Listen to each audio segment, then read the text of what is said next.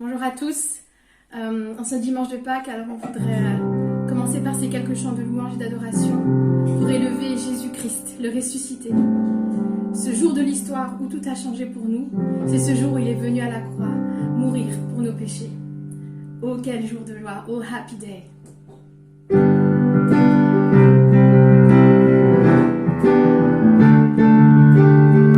Le plus grand jour de l'histoire, la mort est vaincue par ta victoire. Chantons-le, Jésus est vivant. Une croix vide, un tombeau vide, tu m'as secouru, tu es la vie. Crions-le, Jésus est vivant. Oui, oui. Oh, happy day, happy day.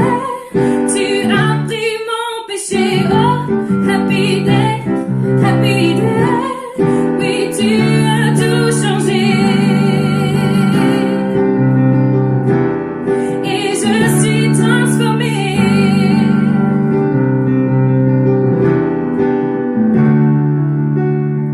Quand admis en ce lieu, les bras ferment, mes yeux croisent tes yeux. Je suis à toi, Jésus, tu es à moi.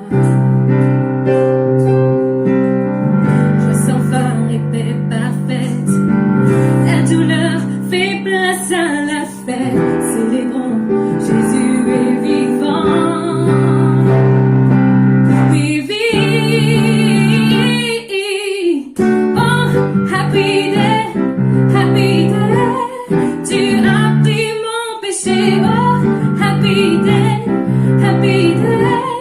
Oui, tu as tout changé. Oh, happy day, happy day.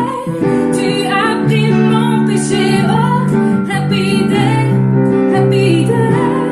Oui, tu as tout changé. Et je suis transformée.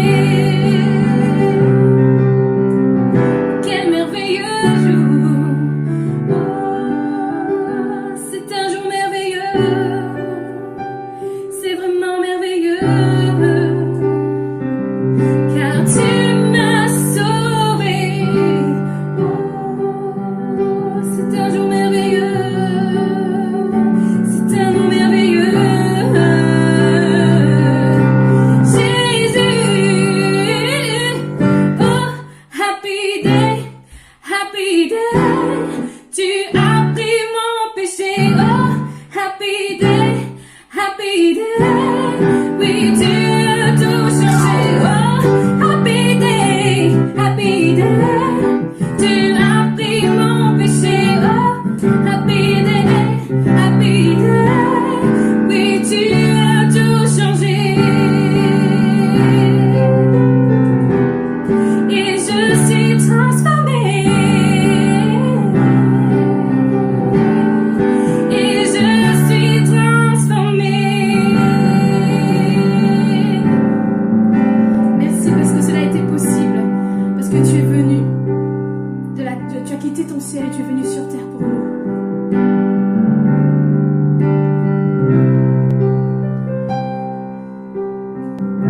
Tu étais là dès la création, Fils unique du Dieu très haut.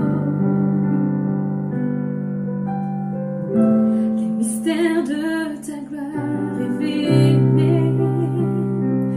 en toi, Christ, notre Seigneur. Oh, ce nom est si merveilleux. Oh, ce nom est si merveilleux. Le nom de Jésus-Christ, mon roi. Oh, ce nom est si merveilleux. Sa beauté est sans pareil. Oh, ce nom est si merveilleux. Le nom de Jésus.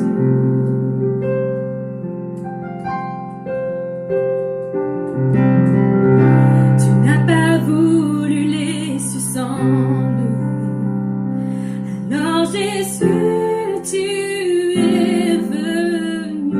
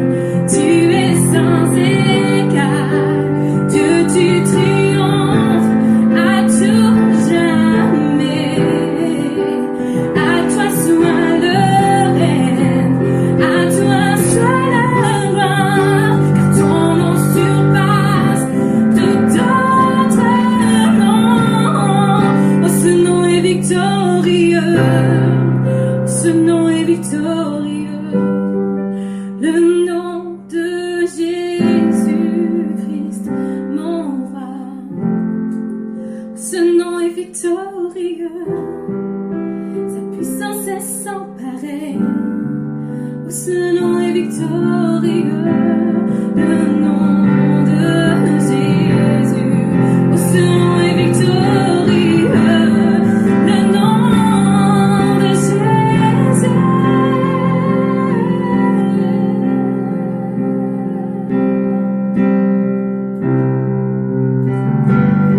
Tu es notre espoir, en toi Jésus seul est notre espoir.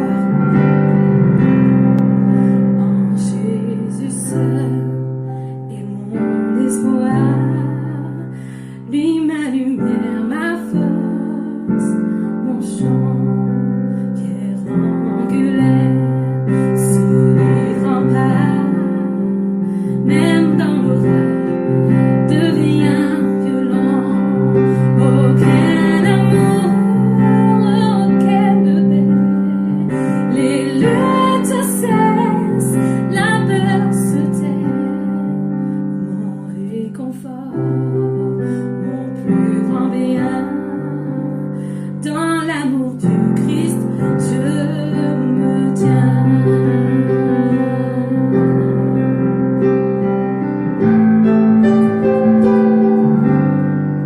En Jésus seul, Dieu s'est fait chair, dans un enfant, oh quel mystère, ce don d'amour, de sainteté, haï par ceux qui le vinrent sauver, et jusqu'à la croix, il s'est livré, sur lui la colère est tombée, tous mes péchés, il les a pris, par la mort de Jésus, je vis.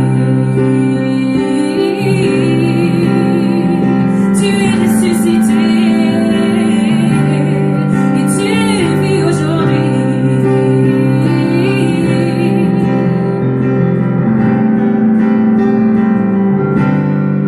Là dans la tombe, il reposait, lumière vaincue par les ténèbres.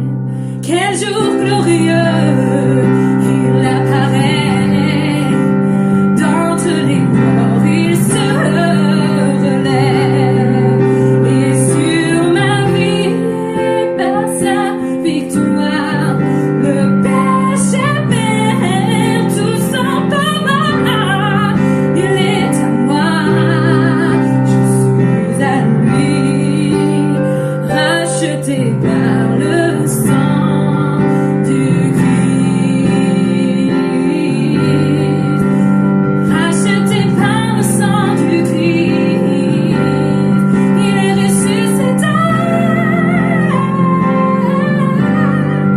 en Jésus seul.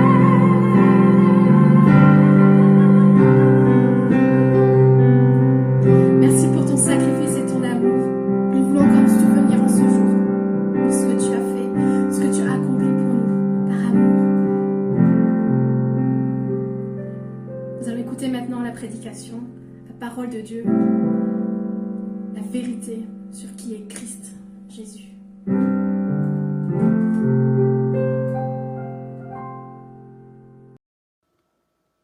Bonjour, voici encore une vidéo pour ce culte de Pâques. Alors je suis conscient qu'aujourd'hui il y a eu énormément de cultes qui ont circulé sur Facebook et chacun à sa manière a pu développer ce qu'était Pâques. Et je pense que chaque message est une facette de ce que Pâques représente pour chacun d'entre nous.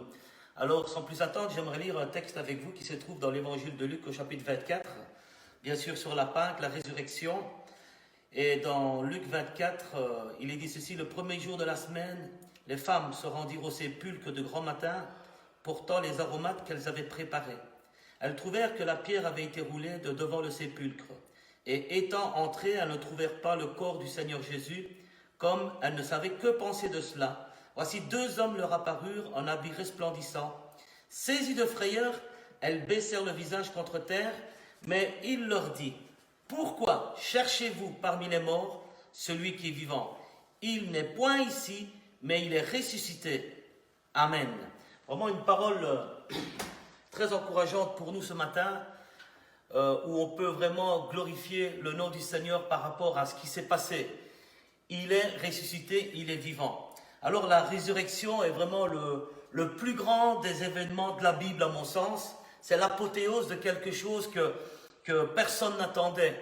Un plan qui était connu dans le ciel seulement. Alors par rapport à tout ce qui s'est passé pendant cette semaine sainte, du lundi au dimanche, et on voit que le vendredi, donc Jésus est crucifié, et au message de Jésus, on voit que la réponse des hommes au message de Jésus a été la croix. Ils l'ont crucifié, alors qu'il avait fait du bien, alors qu'il avait guéri des malades, alors qu'il avait ressuscité des morts. La réponse des hommes à tout ce message a été la croix, mais la réponse de Dieu à tout cela a été la résurrection. Et il y a un but, et c'est vraiment le but qu'on veut voir ensemble ce soir. Alors pour nous croyants, que représente la résurrection? Eh bien la résurrection rend possible notre salut. Romains 4, 25. Le Christ vivant maintenant intercède, il prie pour nous, il nous sauve parfaitement. Vous avez ça dans le livre des Hébreux au chapitre 7, dans 1 Pierre au chapitre 3. Christ, le dernier Adam, crée une nouvelle humanité dont nous devenons membres. 1 Corinthiens 15. Il est les prémices de ceux qui sont morts et sa résurrection garantit la nôtre. Il est la résurrection et la vie et il est vraiment ressuscité. Il y a tellement d'autres choses qu'on pourrait dire, mais le but ce n'est pas de faire une étude biblique, mais vraiment d'apporter un message qui va nous consoler, qui va nous exhorter, qui va nous faire aller plus loin. Alors, 3 jours de silence de Dieu du vendredi au dimanche. Et comme l'a si bien dit le pasteur Carmelo Mendola dans une de nos études qu'il a apportées le vendredi saint, eh bien, 3 jours de silence de Dieu où Dieu réglait le problème du péché. Et pour rappel, Jésus est devenu péché pour nous. Il a pu s'identifier à tous les pécheurs. Il a atteint le plus bas de toute la bassesse humaine et tout est tombé sur lui. Et je cite ce que nous disait le pasteur Carmelo Mendola. Alors, la résurrection est la victoire de Dieu sur le péché et sur la mort. La résurrection est la victoire de Dieu sur le péché et sur la mort. Alors juste un rappel, la résurrection, frères et sœurs, chers amis, n'est pas une option. Et l'apôtre Paul, en écrivant aux Corinthiens, à ces gens qui étaient de culture grecque, va rappeler ceci. Et il va dire que la résurrection est un fait et pas une option. Et Paul va dire dans 1 Corinthiens 15, 14 que si Christ n'est pas ressuscité, notre prédication est vaine ou vide. Et votre foi aussi est vaine ou vide. Bien sûr, si Christ n'est pas ressuscité, ce qu'on prêche n'a aucun sens. Et notre foi n'a aucun sens non plus. Mais maintenant, dit-il plus loin, Christ est ressuscité des morts et il est les prémices de ceux qui sont morts. Amen. Mais ce soir, je désire m'arrêter sur un point trop beau pour ne pas pouvoir s'y arrêter dessus. J'aimerais voir quelque chose qu'on n'a pas toujours l'habitude d'entendre le jour de Pâques. Et j'aimerais voir avec vous comment s'est comporté Jésus quand il est venu, quand il est revenu sur cette terre, quand il est venu après la mort. Et j'aimerais voir avec vous que Jésus, c'est vraiment quelqu'un qui est proche de nous. Il est ressuscité, il a un corps glorifié, il est tout puissant. Et Jésus ne va pas aller chez ses ennemis.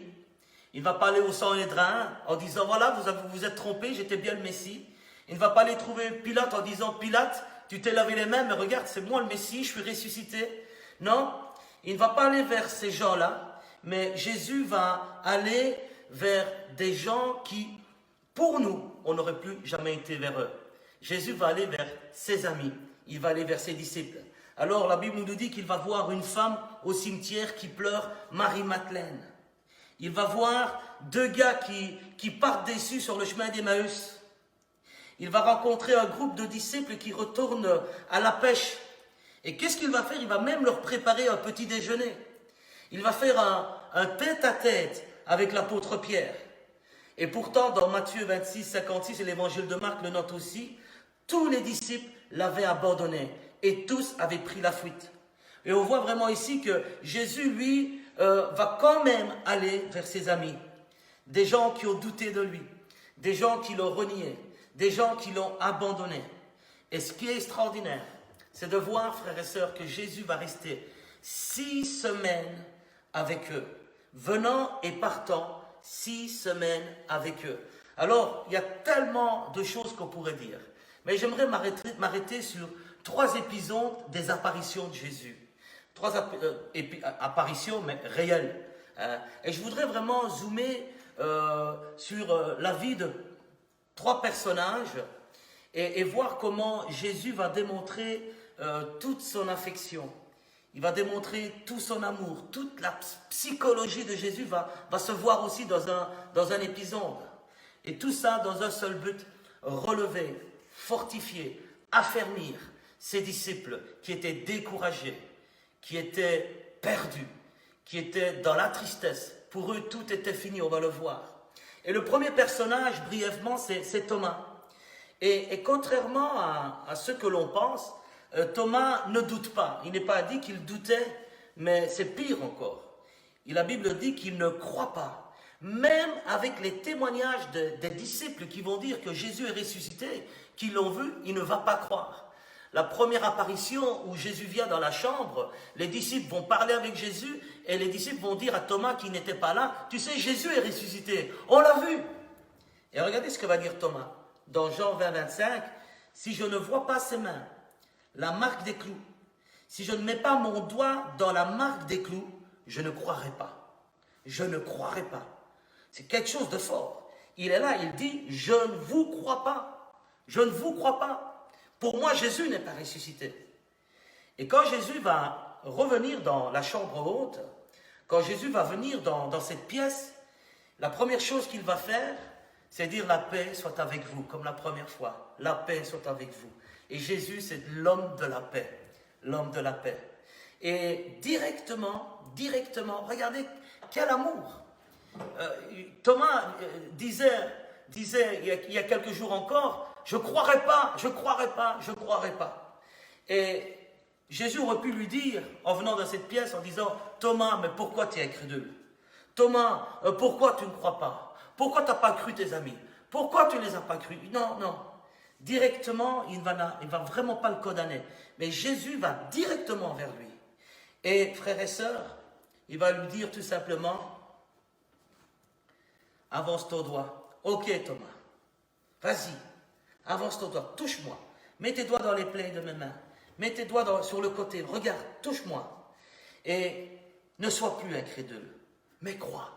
Et on voit que Jésus, avec tendresse et amour, va s'adresser à Thomas et Thomas va être apaisé. Thomas va être consolé. Thomas est touché par l'amour de Jésus. Et la déclaration de foi qu'il va dire, mon Seigneur et mon Dieu, est une des déclarations les plus fortes de tout l'évangile de Jean. Il va reconnaître la divinité et la seigneurie de Jésus. On voit que ici, déjà dans ce premier épisode, comment Jésus vient, ne condamne pas Pierre, mais le fortifie. Parce qu'il y a un but, il y a un but. Parce que d'abord, il les aime. Deuxièmement, parce qu'il veut les fortifier. Troisièmement, parce qu'il a le but. Et le but, on va le voir plus tard. Alors, un deuxième épisode, frères et sœurs, c'est ces 2 hommes sur le chemin d'Emmaüs. Et quand on lit cette histoire, je vous invite à la lire, c'est la continuité du chapitre 24. Eh bien, ces 2 hommes quittent Jérusalem, ils partent et ils sont nostalgiques du temps qu'ils avaient avec Jésus. Ils sont nostalgiques du temps qu'ils avaient avec Jésus. Vous savez, ils ont vécu avec Jésus, ils ont vu les miracles, ils ont vu les prodiges, et quelque part, ils ont été spectateurs, pas tellement acteurs, mais spectateurs de la puissance, de la grandeur de Dieu. Et dans le chemin faisant, Jésus va venir à leur rencontre, et Jésus va leur dire, mais de quoi vous entretenez-vous? Et ses disciples vont dire, mais comment es-tu le seul qui ne sait pas ce qui s'est passé? Un peu fâché même. Le texte, dans les originaux, laisse sous-entendre qu'ils sont même très agressifs en disant, mais comment toi, pèlerin, tu ne sais pas ce qui s'est passé à Jérusalem. Et Jésus va les écouter, ils vont dire, Jésus est un prophète puissant en œuvre et en parole. Mais voilà, il est mort. Jésus était un prophète puissant en œuvre et en parole, mais il est mort. Alors il y a deux expressions au chapitre 22, au verset 22 et 24 qui m'ont fait sourire. Ils disent quand même à Jésus, mais quelques femmes qui sont des nôtres sont allées au tombeau, et quelques-uns de nos compagnons sont aussi allés au tombeau, et la tombe était vide. Mais eux doutent. La tombe était vide, mais eux doutent. Il y a quelque chose qui ne va pas. Quelque chose qui ne va pas. Oui, ils sont nostalgiques du temps où ils vivaient de belles choses entre eux. De belles choses entre eux. Et on voit vraiment l'attitude de ces deux disciples qui pour eux, c'est une histoire du passé, Jésus. Écoutez ce qu'il est dit. Nous espérions qu'il était celui qui allait délivrer. Et tous les verbes sont au passé. Nous espérions qu'il était celui qui allait délivrer. Vraiment, pour eux, c'est une histoire passée. Si j'étais Jésus, ben, j'aurais dit, écoute, c'est bon pour vous, c'est le passé, j'ai plus rien à faire avec vous. Non, on voit que Jésus qui est le roi des rois, le seigneur des seigneurs, il a vaincu la mort, il est le prince de la paix. Et je pense qu'il aurait eu autre chose à faire que d'aller vers des gens qui l'ont oublié, dans le sens où ce n'est qu'une histoire passée. Mais on voit que Jésus, dans son immense amour, dans son immense tendresse et affection, va vers eux. Et Jésus va marcher avec eux. Et pourquoi? Parce que Dieu a une autre perspective pour ces gens-là. Il ne veut pas les laisser dans leurs doutes. Il veut vraiment marcher avec eux. Et Jésus va faire un cours d'herméneutique. Il va leur expliquer les Écritures. Et c'est tellement bon que plusieurs puissent suivre des cours d'herméneutique pour voir vraiment ce que le texte veut nous dire. Et Jésus va déclarer ceci: il fallait que Jésus meure. Ça, c'est une première chose. Et aussi qu'il rentre dans sa gloire.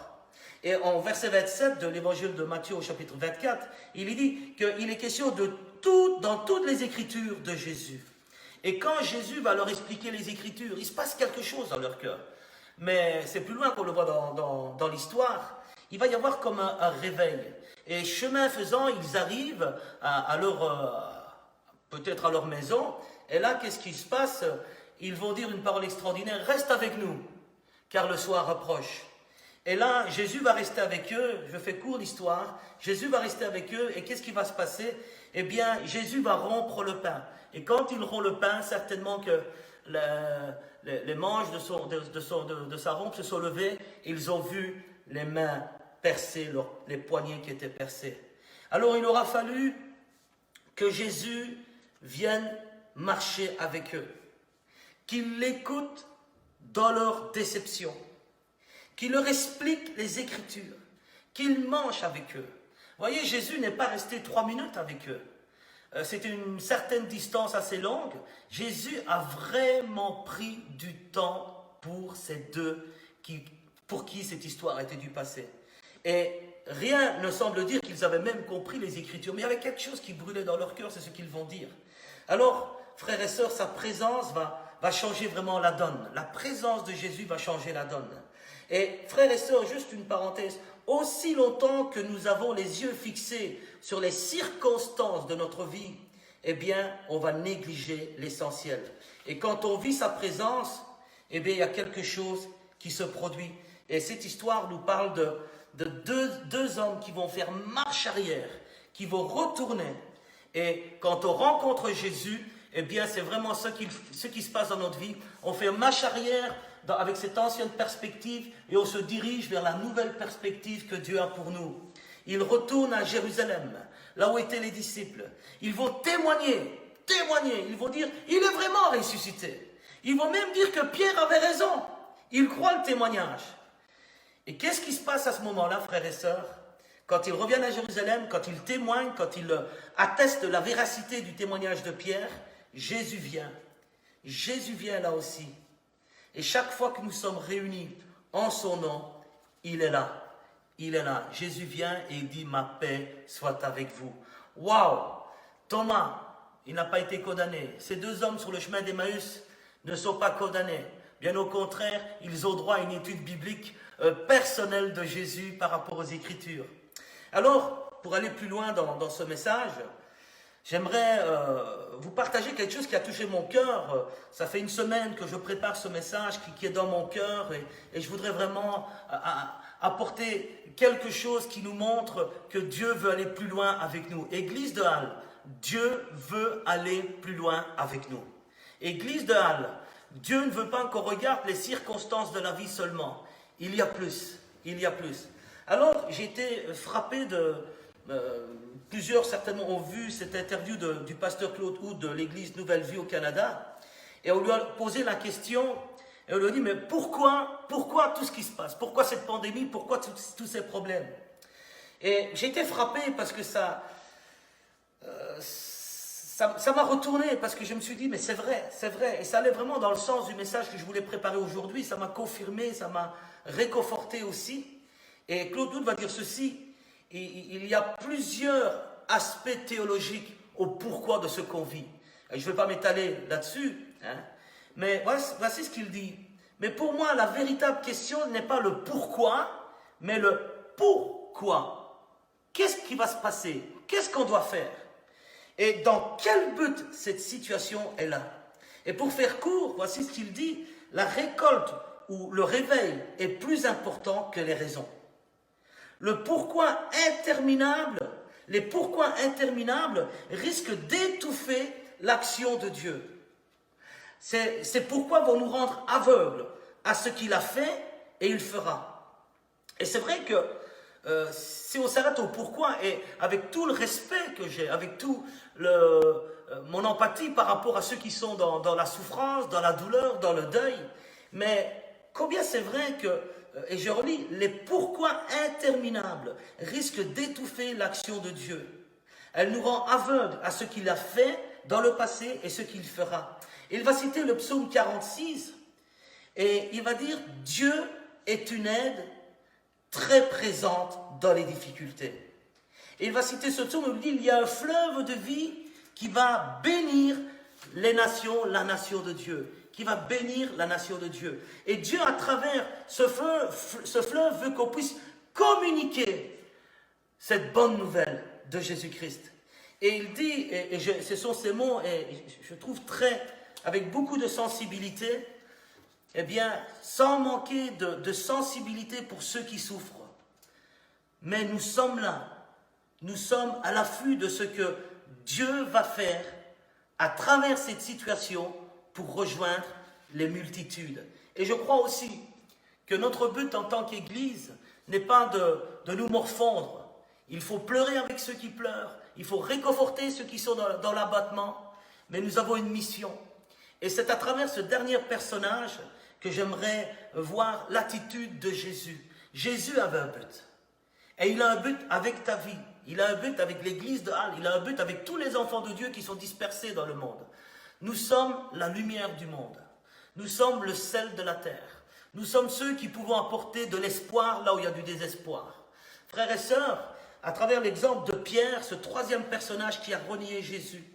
Alors Pierre, l'impulsif, celui qui a dit « Jamais je ne t'abandonnerai. Jamais. » Et frères et sœurs, connaissons tous l'histoire de Pierre, même sa fin. Eh bien, Jésus n'abandonne pas celui qui l'a abandonné.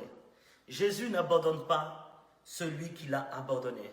Jésus ne va pas renier celui qui l'a renié. Il est le Christ ressuscité, et je répète ça, c'est tellement important.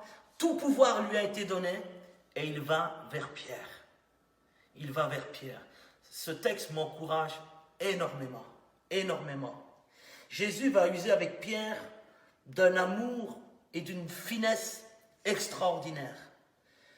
Pour remettre dans le contexte, pour vous montrer toute la psychologie que Jésus avait, quand Pierre renie Jésus, dans Jean 18, eh bien, Jésus est rentré, il est jugé par le grand prêtre. Eh bien, Pierre se trouve à l'extérieur, il fait froid, et la Bible dit dans Jean 18 que les serviteurs vont allumer un brasier à cause du froid et ils vont s'asseoir tout autour. Et c'était le matin et le coq va chanter. Retenez cela, un brasier, un matin, retenez cela.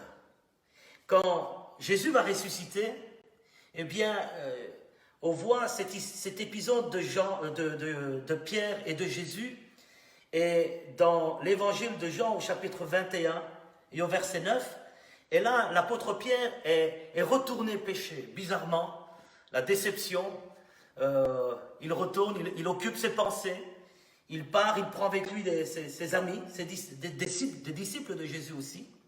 Et la Bible nous dit dans l'évangile de Jean au chapitre 21 que Jésus va préparer un petit déjeuner. C'est le matin, ils avaient péché toute la nuit, ils reviennent. Et Jésus va allumer un brasier, lui aussi. Il allume un brasier, il y met quelques poissons dessus. Et il appelle les disciples, il dit « Venez, venez !» Et ils ont péché toute la nuit, mais ils n'ont rien pris. Et combien c'est dur de vouloir faire par ses propres forces quelque chose et de ne rien prendre. Et Jésus, encore une fois, dans son immense amour, va leur dire de jeter le filet. Et ils vont jeter le filet, et là, ils vont prendre 153 grands poissons. Je vais revenir tout à l'heure. Et ils vont revenir, ils vont venir vers Jésus. Le brasier, ce feu allumé, Jésus qui est là, le matin tôt, et toute l'ambiance va rappeler à Pierre son reniement. Toute l'ambiance. Vous savez, des fois, il y a des odeurs, des fois, il y a des endroits qui nous rappellent tout un passé. Il y a des situations qui nous rappellent tout un passé. Et Pierre, il est comme nous. Et Pierre est là, devant ce brasier, devant Jésus qui est là. Et rappelez-vous, les 4 évangiles racontent comment, sans mâcher leurs mots, Pierre a renié le Maître. Les 4 évangiles, c'est quelque chose de fort. Et ici, dans cet épisode de l'évangile de Jean, on voit que Pierre a renié 3 fois Jésus. Et 3 fois, Jésus va lui dire, « Pierre, m'aimes-tu » Imaginez l'apôtre Pierre. Son niveau d'amour n'est pas aussi fort que Jésus. Jésus va se mettre à son niveau. Bien sûr, dans le grec, on retrouve toutes ces nuances de mots avec le mot amour, agapéos et philéo. Mais ici, tout simplement pour vous dire que 3 fois il a renié et 3 fois Jésus va lui poser la question. Combien c'est fort. Jésus est un fin psychologue. Alors, juste un rappel, frères et sœurs. L'apôtre Pierre, et c'est vraiment le but du message ce soir. Nous sommes dans un temps de résurrection, nous sommes dans un temps de renaissance où on espère que beaucoup de choses vont changer. Rappelez-vous ceci, dans l'évangile de Luc au chapitre 5, Jésus dit à Pierre, « Je ferai de toi un homme avec une nouvelle destinée. Tu ne seras plus pêcheur de poissons, mais tu seras pêcheur d'hommes. » Et la Bible nous dit qu'il laisse tout et qu'il le suit. Pierre est appelé à une grande destinée. Pierre est appelé à devenir un prédicateur de l'évangile. Pierre est appelé à devenir celui qui va ouvrir la porte dans certaines régions à l'évangile. Et Jean 21, Pierre doute tellement de lui-même qu'il aura besoin d'un tête-à-tête avec Jésus. Mais je ne sais pas si on se rend compte de ce qu'on est en train de dire ce soir. Thomas, il ne le condamne pas. Il ne le condamne pas. Il sait c'est quoi son problème. Il lui dit, ton problème c'est ça, viens, alors on va le toucher. Les deux sur le chemin d'Emmaüs, qui sont en plein doute, en plein questionnement, qui vivent dans la nostalgie du passé, qui pour eux est une histoire du passé, il vient et leur fait un cours d'herméneutique. Ici, Pierre, qui l'a renié, il vient faire un tête-à-tête avec lui. En fait, Pierre est déjà pardonné. Et ici aussi, il y a vraiment un parallèle extraordinaire avec l'appel qu'il avait reçu. Rappelez-vous, l'appel qu'il reçoit, c'est juste après une pêche miraculeuse dans l'évangile de Luc au chapitre 5. Ici, l'appel qu'il reçoit, paie mes brebis. Et c'est aussi après la pêche miraculeuse des 153 poissons. Encore un parallèle, frères et sœurs. Et on voit que Dieu a vraiment, Jésus plutôt a tout préparé pour que Pierre soit prêt à écouter ses paroles. Dieu appelait Pierre à une destinée extraordinaire. Prédicateur de l'évangile, pêcheur d'hommes, un homme qui était appelé à une grande destinée, comme je l'ai dit. Pierre, tu as échoué. C'est ce que semble dire Jésus. Pierre, tu as échoué. Ok, tu as échoué. Mais je te rétablis. Je te rétablis. Paie mes brebis. Occupe-toi de mes brebis. Tu ne le sais pas encore, Pierre, mais bientôt tu vas prêcher. Dans quelques semaines, tu vas prêcher l'évangile à Jérusalem. Et là, 3000 personnes vont se convertir. 3000 personnes vont se convertir, Pierre. Pierre, tu ne le sais pas encore, mais je vais faire de grandes choses avec toi. Thomas, tu ne le sais pas encore, mais je vais faire de grandes choses avec toi. Cléopas, c'est ton ami, vous ne savez pas encore, mais je vais faire de grandes choses avec vous. Vous tous qui m'avez abandonné, vous ne le savez pas encore, mais je vais faire quelque chose avec vous. Vous savez, frères et sœurs, on a l'habitude dans nos églises de faire Pâques, l'Ascension, la Pentecôte, mais j'aimerais vraiment dans ce temps qui est aujourd'hui un temps particulier, vous dire on ne peut pas dissocier vraiment la résurrection de l'Ascension et de la Pentecôte. Il va y avoir vraiment une ouverture de l'Église sur le monde. Et ces gens qui étaient découragés, ces gens qui avaient quitté Jésus, ces gens qui avaient renié Jésus, ces gens qui avaient abandonné Jésus, eh bien c'est justement à eux que Jésus a été. Jésus n'a pas été vers les puissants. Jésus n'a pas été vers les gens pour dire « Regardez, je suis ressuscité ». Il a été fortifier ses disciples. Et ce soir, il vient te fortifier. On passe par des moments difficiles. On passe par des pleurs, on passe par des deuils, on pleure pour des amis qui sont dans le coma. Mais mon frère et ma sœur, Jésus est ressuscité, Jésus est vivant. Et je crois vraiment que nous sommes cette génération, nous sommes une génération à qui il a été donné de prêcher l'évangile, d'annoncer cette bonne nouvelle, que ce soit à travers les réseaux sociaux, que ce soit à travers des médecins chrétiens dans les hôpitaux, que ce soit dans les gouvernements quand il y a des chrétiens. Je crois que c'est le temps d'une moisson nouvelle pour l'Église de Jésus-Christ. Nous sommes appelés. Alors c'est vrai qu'il y a beaucoup de pourquoi, mais voyons le pourquoi de ce qui se passe, et je suis convaincu que le fleuve de Dieu veut passer et remplir nos vies, remplir nos tristesses, remplir notre deuil, pour nous faire revivre une nouvelle vie, la résurrection. Et je prie pour une résurrection de tout ce qui est mort dans nos vies.